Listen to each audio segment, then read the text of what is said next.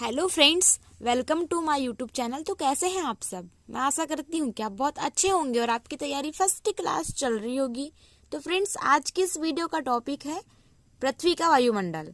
मतलब कि वायुमंडल की जितनी लेयर्स हैं उनसे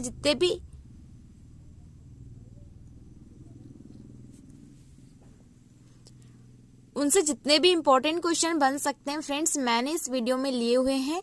तो आप वीडियो में लास्ट तक जरूर बने रहिए, क्योंकि आप स्किप करेंगे तो आपका एक एक क्वेश्चन का नुकसान हो सकता है, जिसके एक एक क्वेश्चन भी भारी नुकसान पहुंचा सकते हैं आपकी तैयारी में, है ना। मतलब बहुत ज़्यादा इंपॉर्टेंट है, आप यह समझ लीजिए और लास्ट तक बने रहिए। और हाँ फ्रेंड्स, अगर आप चैनल पे न्यू हैं तो चैनल को जरूर सब्सक्राइब करिएगा और दोस्तों में शेयर करना बिल्कुल भी नहीं भूलिएगा। न्यू चैनल है, आपकी सपोर्ट की बहुत ज़रूरत है, आप सपोर्ट कीजिए और इस यकीन के साथ सपोर्ट कीजिए कि आपको जीके जीएस संबंधी कोई भी प्रॉब्लम्स नहीं जाएगी। लेकिन ऐसा है कि जब तक के सब्सक्राइबर नहीं बढ़ेंगे तो हमें भी थोड़ा प्रॉब्लम जाएगा ही, इसलिए कंटेंट देने में। इसलिए आप सपोर्ट कीजिए, अपने दोस्तों में शेयर कीजिए और बस इस चैनल का फ़ायदा उठाइए। ओके, तो चलिए आगे बढ़ते हैं और पहला क्वेश्चन लेके आती हूँ मैं। पहला क्वेश्चन है कि जो वायुमंडल की मुख्यतः कितने परतें होती है। सबसे इजी क्वेश्चन, सबसे सरल सा क्वेश्चन है और इसका आंसर है ऑप्शन नंबर सी 5। मतलब जो वायुमंडल है उसकी मुख्यतः 5 परतें होती है। चलिए अगला क्वेश्चन देखते हैं, वो भी बेसिक सा ही होगा। क्वेश्चन है वायुमंडल की 5 परतें कौन सी है। तो देखिए, इसमें मैंने क्वेश्चन फॉर्म में बनाया तो है, लेकिन इसमें मैंने मतलब 5 फॉर्म लिख दिए हैं। फॉर्म बोले तो 5 परतें इसकी लिख दिए हैं।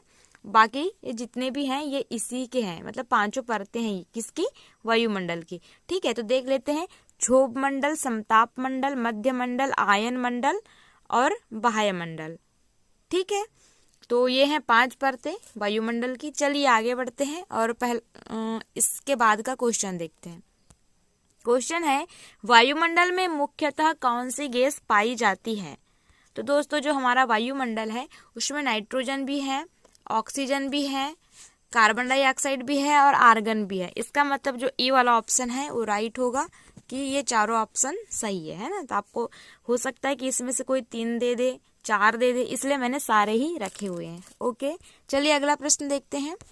क्वेश्चन है वायुमंडल में कौन सी गैस सर्वाधिक पाई जाती है। तो फ्रेंड्स, जो वायुमंडल में सबसे अधिक गैस पाई जाती है होती नाइट्रोजन, है ना। 78 पॉइंट समथिंग % होती है। तो ए नंबर का ऑप्शन राइट होगा, नाइट्रोजन, जो कि वायुमंडल में सबसे अधिक पाई जाने वाली गैस है। ठीक है, चलिए अगला प्रश्न देखते हैं। क्वेश्चन है वायुमंडल की सबसे निचली परत क्षोभ मंडल है, इसकी ऊंचाई पृथ्वी से कितनी है। तो फ्रेंड्स, जो वायुमंडल है उसके सबसे नीचे की जो परत है यह होती है क्षोभ मंडल, है ना। तो और इसकी जो ऊंचाई होती है कहाँ से, पृथ्वी से, तो वह होती है 18 किलोमीटर, है ना।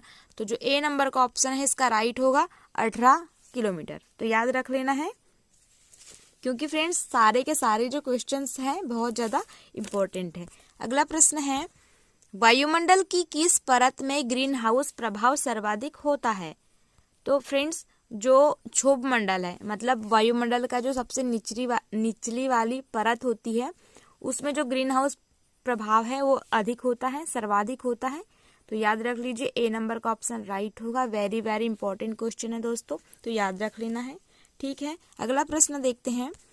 ओजोन परत की मोटाई किस में मापी जाती है। तो ओजोन तो आप सभी जानते होंगे। ठीक है, ओजोन एक परत होती है जो कि पराबैंगनी किरणें जो आती है सूर्य से उसको रोकती है ना। तो जो डॉप्सन है यह मोटाई मापता है किसकी, ओजोन परत की। तो जो बी नंबर का ऑप्शन है राइट होगा कि ओजोन परत डॉप्सन यूनिट द्वारा उसकी मोटाई को मापा जाता है किसकी, तो ओजोन परत की। ठीक है, चलिए अगला प्रश्न देख लेते हैं। मध्य मंडल की मोटाई कितनी होती है।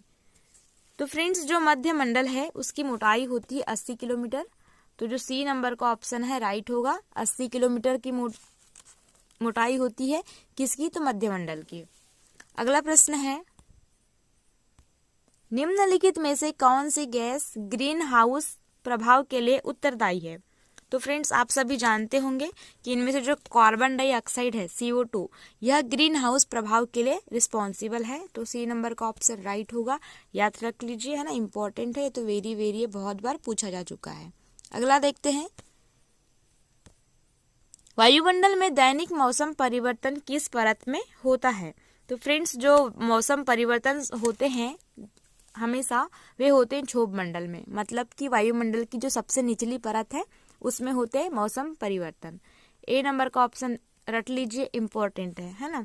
अगला देख लेते हैं, पृथ्वी की सतह से सबसे दूर वातावरण की परत को क्या कहते हैं? तो ये तो सिंपल सा है, नाम से स्पष्ट है कि जो बाह्य मंडल होगा वो पृथ्वी की सतह से सबसे दूर होगा, ठीक है। तो बी नंबर का ऑप्शन देख लीजिए, इम्पोर्टेंट है। अगला है, वायुमंडल मुख्यतः गर्म होता है। तो जो वायुमंडल गर्म होता है फ्रेंड्स, वह होता है पृथ्वी से विकिरण द्वारा, जो पृथ्वी से विकिरण से होती है वापस, उसके द्वारा वायुमंडल गर्म होता है। तो जो बी नंबर का ऑप्शन है वो राइट होगा। अगले प्रश्न की ओर बढ़ते हैं। प्रश्न है, वायुमंडल की कौन सी परत सबसे ठंडी परत होती है? तो जो वायुमंडल की सबसे ठंडी परत होती वो होती है मध्यमंडल, है ना। तो ए नंबर का ऑप्शन राइट होगा, मध्यमंडल वायुमंडल की सबसे ठंडी परत होती है। ओके, अगला है, संचार उपग्रह वायुमंडल परत में स्थिर होता है, मतलब किस परत में स्थिर होता है, ऐसा है इस क्वेश्चन का। तो फ्रेंड्स, जो संचारी उपग्रह होता है वह है आयन मंडल में, है ना। तो जो डी नंबर का ऑप्शन है राइट होगा, आयन मंडल में संचारी उपग्रह स्थिर रहते हैं। अगला देख लेते हैं, वायुमंडल के किस परत में हवाई जहाज उड़ते हैं? तो जो समताप मंडल होता है उसमें हवाई जहाज उड़ते हैं, वो इसलिए होता है क्योंकि जो समताप मंडल है उसका जो तापमान होता है वो मतलब बराबर रहता है, न तो ज्यादा होता है न तो कम होता है, इसलिए वहां पे हवाई जहाज या जो भी विमान होते हैं वे उड़ाए जाते हैं समताप मंडल में, ठीक है। अगला है, वायुमंडल की परत क्षोभ मंडल सबसे गर्म क्यों होती है? तो वायुमंडल की जो सबसे ठंडी परत होती है वो कौन सी होती है? मध्यमंडल। लेकिन जो सबसे गर्म होती है वह होती है क्षोभ मंडल। तो बताना है कि वो क्यों होती है। तो जो इसका आंसर है वह है सी नंबर का जो ऑप्शन है कि पृथ्वी के पृष्ठ से गर्म हो जाती है। अगर मान लो सबसे निचली परत क्या है, क्षोभ मंडल है, और वो कहाँ से लगा हुआ है? तो पृथ्वी की भूमि से लगा हुआ है, और जब पृथ्वी का पृष्ठ ही गर्म हो जाता है तो क्षोभ मंडल का गर्म होना तो स्वाभाविक सी बात है।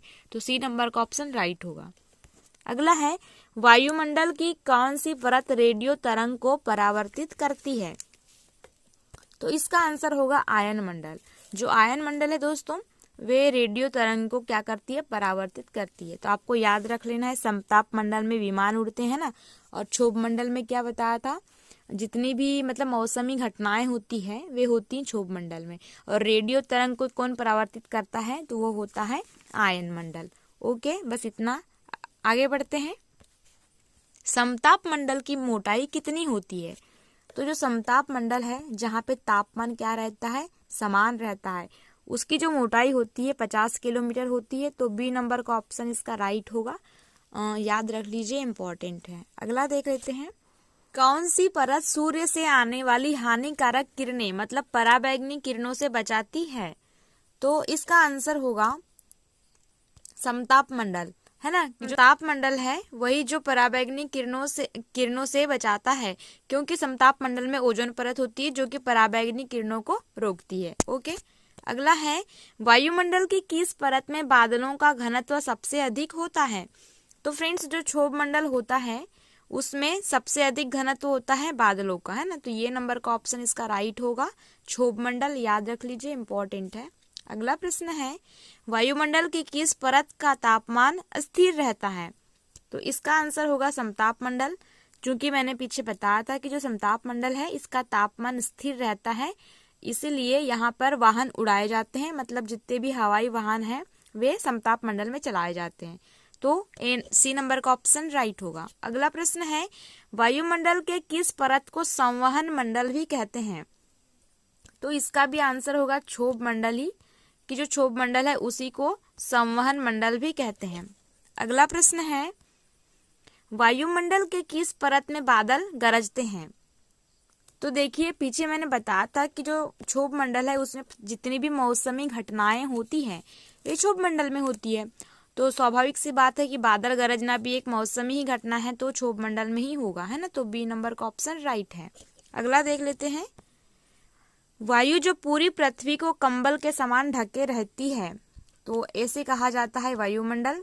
तो बी नंबर का ऑप्शन राइट होगा। ये तो जो वेरी वेरी इंपॉर्टेंट क्वेश्चन है, इसको एकदम टिक कर लीजिएगा, ठीक है। वायुमंडल कहा जाता है जो पूरी पृथ्वी को कंबल के समान ओढ़े है। अगला देखते हैं, वायुमंडल में सर्वाधिक मात्रा में विद्यमान अक्रिय गैस कौन सी है? तो फ्रेंड्स यह होती है आर्गन, जो कि सर्वाधिक मात्रा में विद्यमान एक अक्रिय गैस है, याद रखना है, इंपॉर्टेंट है। अगला है, वायुमंडल की कौन सी परत उल्का पिंडों से बचाती है? तो फ्रेंड्स ऐसी परत जो उल्का पिंडों से बचाती है वह होती है मध्यमंडल, ठीक है। तो ए नंबर का ऑप्शन राइट होगा। फ्रेंड्स मध्यमंडल ऐसी परत है जो कि सबसे ठंडी होती है, तो यह भी आपको याद रखना है, ठीक है। अगला देखते हैं, क्षोभ मंडल में तापमान ऊंचाई के साथ देश है। तो फ्रेंड्स जो क्षोभ मंडल है उसमें अगर ऊंचाई मतलब ऊंचाई बढ़ेगी, जैसे जैसे ऊपर जाएगी तो जो तापमान वो नीचे आएगा, है ना, तो घटता है, ठीक है। ए नंबर का ऑप्शन राइट होगा। युद्ध क्रमानुपाती होता है, याद रख लेना है कि जैसे जैसे ऊंचाई बढ़ेगी वैसे वैसे तापमान क्या होगा, घटेगा, लेकिन कौन सी लेयर में? तो क्षोभ मंडल में। अगला है, आयन मंडल की मोटाई कितनी होती है? तो फ्रेंड्स जो आयन मंडल है उसकी जो मोटाई होती है 80 से 460 किलोमीटर होती है। सी नंबर का ऑप्शन राइट है, याद रख लीजिए, ठीक है। अगला देखते हैं, मंडल की किस परत में ओजोन लेयर पाया जाता है? तो पीछे मैंने बताया था कि जो समताप मंडल है उसमें पाया जाता है ओजोन लेयर, ठीक है। तो बी नंबर का ऑप्शन राइट होगा। अगला देखते हैं, कितनी ऊंचाई पर जाने से 1 डिग्री सेल्सियस कम हो जाता है? तापमान, है ना, मिस्टेक है यहाँ पे, तापमान कम हो जाता है, तो इसका होगा 165 मीटर, है ना। तो बी नंबर का ऑप्शन राइट होगा कि 165 मीटर ऊंचाई पर जाएंगे, ऊपर जाएंगे तो 1 डिग्री सेल्सियस जो तापमान है वो कम होगा, ओके।